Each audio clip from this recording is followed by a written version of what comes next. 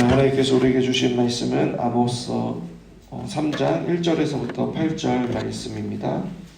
아모스 3장 1절에서부터 8절 말씀 합독하겠습니다. 시작. 이스라엘 자손들아, 여호와께서 너희에 대하여 이르시는 이 말씀을 들으라.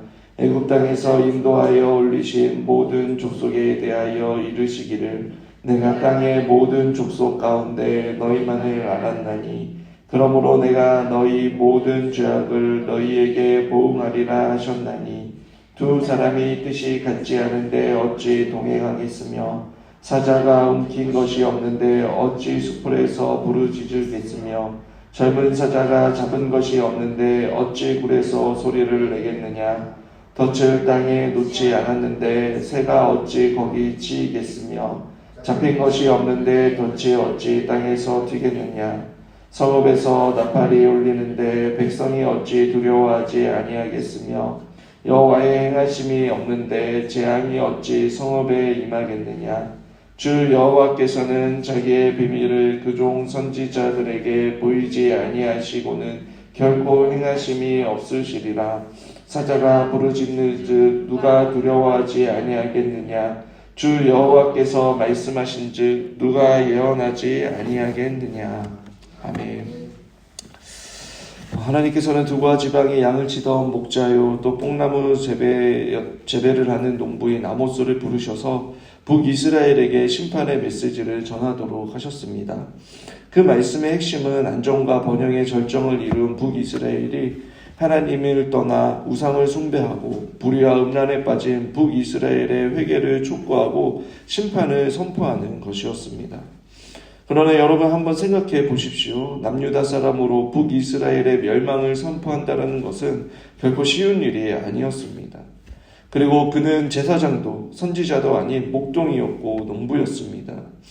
여러분이 만약 아모스라면 하나님께서 부르시고 보내셨다라고 해서 순순히 순종하실 수 있으시겠습니까? 그러나 아모스는 그 이름의 뜻처럼 하나님의 사명을 묵묵히 감당하였습니다. 그의 이름의 뜻은 짐을 지는 사람이라는 뜻이 있습니다.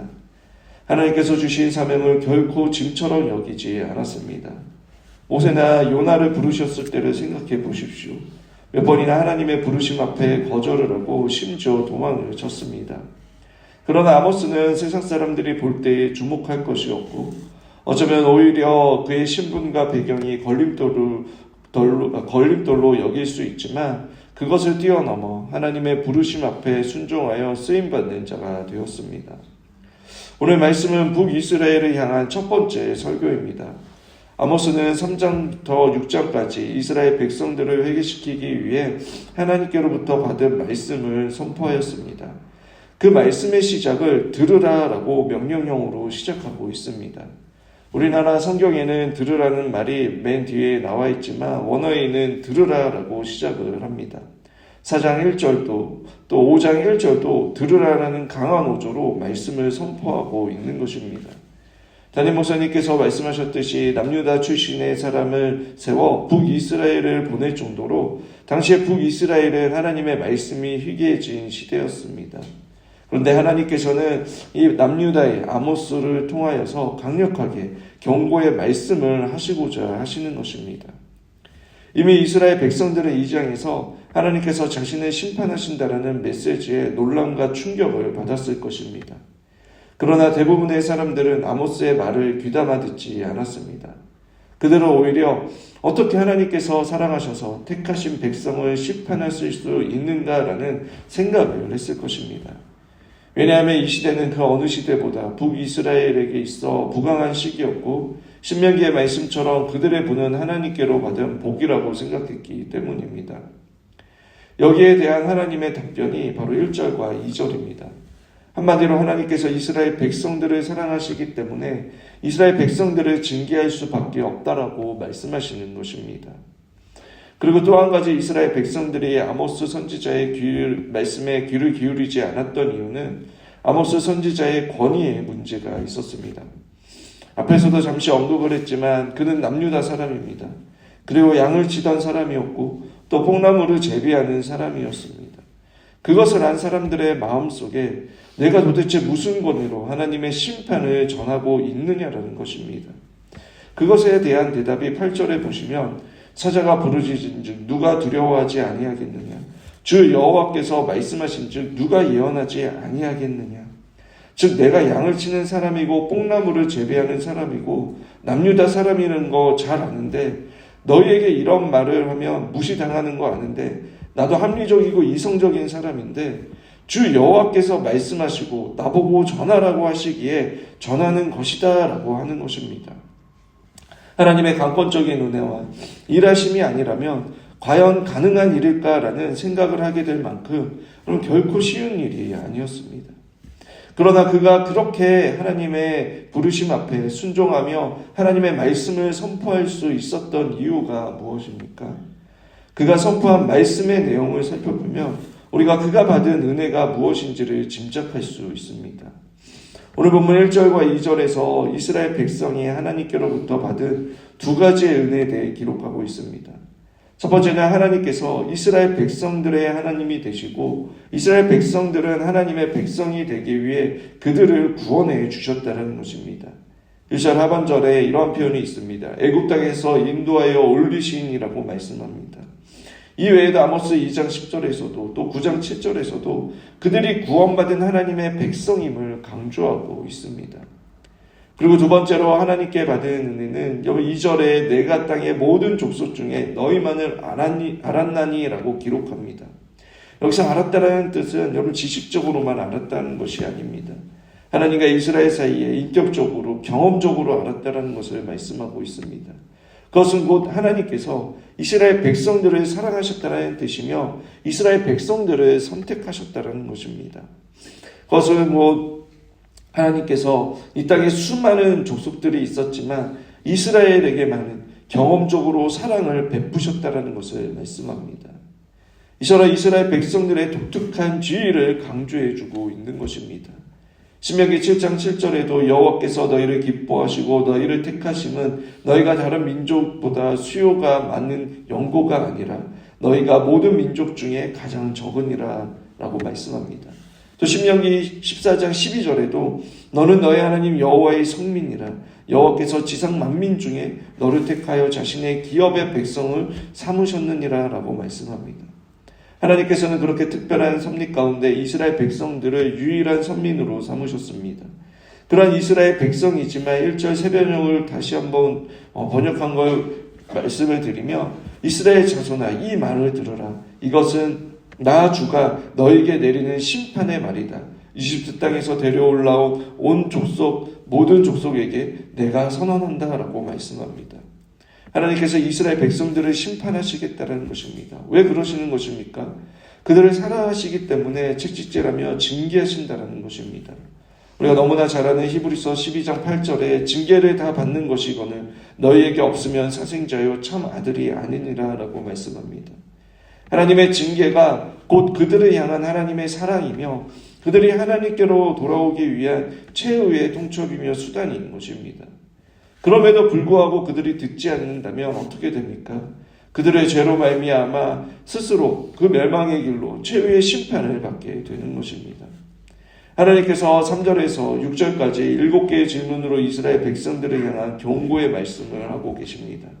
3절에 두 사람이 뜻이 같지 않은데 어찌 동행하였으며 라고 말씀합니다. 하나님과 이스라엘이 비록 언약 관계를 맺고 있지만 뜻이 같지 않기에 동행할 수 없다라는 것입니다. 이것은 하나님이 불성실하기 때문이 아니라 이스라엘 백성들의 불성실을 이야기하고 있습니다. 또 4절에 사자가 움킨 것이 없는데 어찌 수풀에서 부르짖겠으며 라고 말씀합니다. 사자는 사냥할 때 부르짖지 않고 여러분 부르짖지 않습니다. 사냥의 짐승을 제압하거나 그를 잡았을 때에 울부짖습니다. 즉 하나님께서 지금 선지자를 통해 부르짖고 계신다라는 것은 이스라엘 상태가 이미 심판의 그 아래에 들어왔다는 것을 말하는 것입니다. 또 젊은 사자가 잡은 것이 없는데 어찌 굴에서 소리를 내겠는가라고 말합니다. 즉 젊은 사자 입에 먹을 것이 있는데 지금 이스라엘의 그 영적인 상태가 사자 입으로 들어가는 먹이와 같은 상태라는 것입니다. 또 덫을 땅에 놓지 않았는데 새가 어찌 거기 치이겠는가라는 이 말은 하나님의 말씀을 멸시하고 떠난 이스라엘이 하는 거라고 시험과 유혹에 너무나 쉽게 미혹되고 영적으로 도덕적으로 타락했다라는 것을 의미하는 것입니다. 이미 사탄이 쳐놓은 그 덫에 쉽게 걸릴 뿐만 아니라 사탄에게 사로잡혀 있음을 말씀하고 있습니다. 또 잡힌 것이 없는데 덫이 어찌 땅에서 튀겠는가라고 말합니다. 그들의 죄 때문에 징계와 심판을 받는다라는 것을 말씀합니다. 성읍에서 나팔이 울리는데 백성이 어찌 두려워하지 않겠느냐라고 말하고 있습니다. 여기에서 나팔이 울리는 것은 좋은 의미에서 나팔이 울리는 것이 아니라 바로 전쟁이 일어난다는 것을 의미합니다. 하나님은 이미 선지자들을 통해 전쟁에 대해 경고하셨지만 그들은 지금 자신들이 가지고 있는 그 힘과 능력과 지혜를 믿고 조금 더 두려워하거나 떨지 않는다는 것입니다. 마지막으로 여호와의 행하심이 없는데 재앙이 어찌 성읍에 임하겠는가라고 말합니다. 이 모든 일뿐만 아니라 세상에 일어나는 모든 일들이 개인적으로든 국가적으로든 이 예언의 모든 말씀이 하나님의 섭리 가운데, 즉 하나님의 다스림과 보존 가운데 일어나고 있다는 것을 말씀하고 있습니다. 그러면서 7절에 이렇게 말합니다.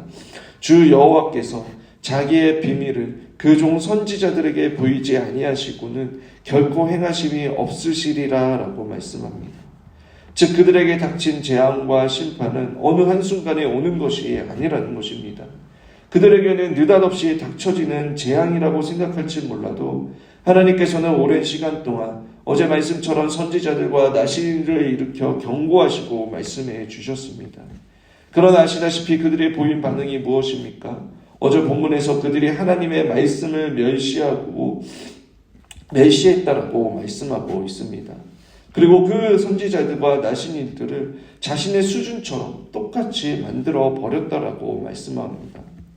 그러나 남유다 사람이자 목동이고 콩나물을 재배했던 아모스가 여러분 북이스라엘로 가서 하나님의 말씀, 그것도 북이스라엘에게 가서 잘 먹고 잘 살고 있는 사람들에게 그들의 죄를 지적하고 회개를 촉구하며 하나님의 징계와 심판의 메시지를 전할 수 있었던 것은, 아니 먼저 하나님의 말씀을 듣고 그 말씀을 전할 수 있었던 것은 북이스라엘과 아모스와 뚜렷한 차이가 있었기 때문입니다.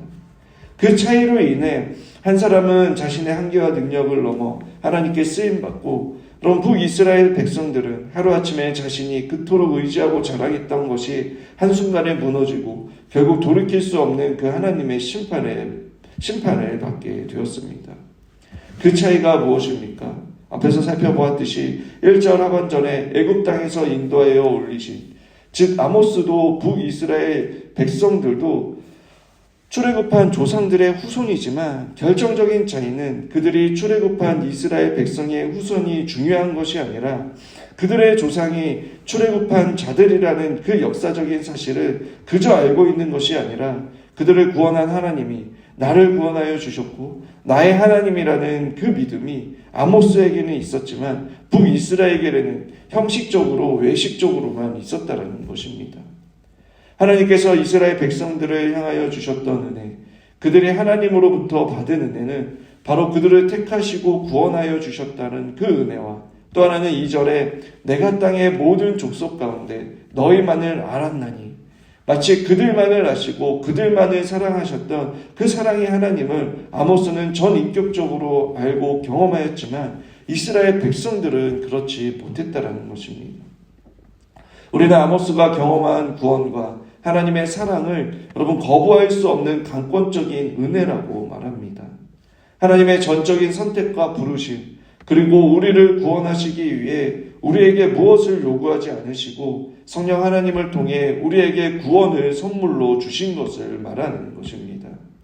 이것이 오늘 본문에서 내가 땅의 모든 족속 가운데 너희만을 알았나니 라는 말씀의 신약의 버전입니다.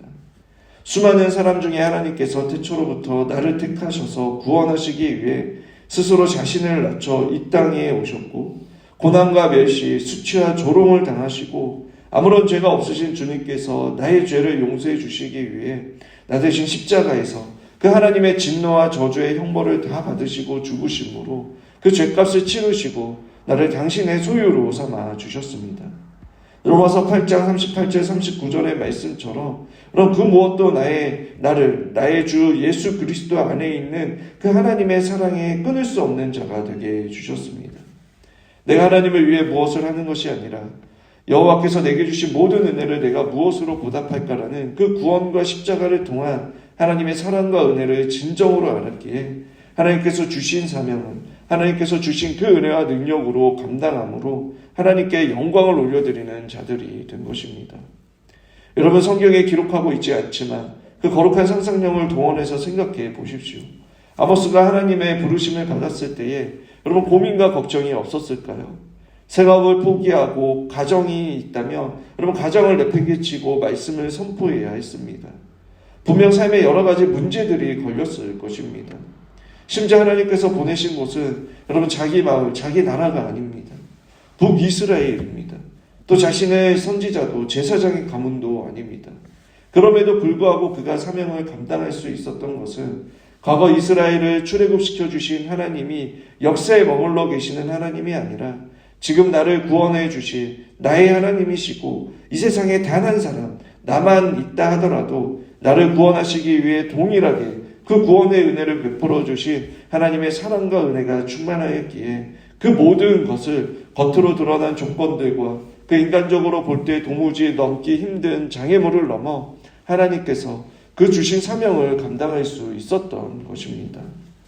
오늘 이 새벽 우리의 삶에 우리 역시 하나님의 강권적인 은혜와 사랑이 늘 충만하길 원합니다.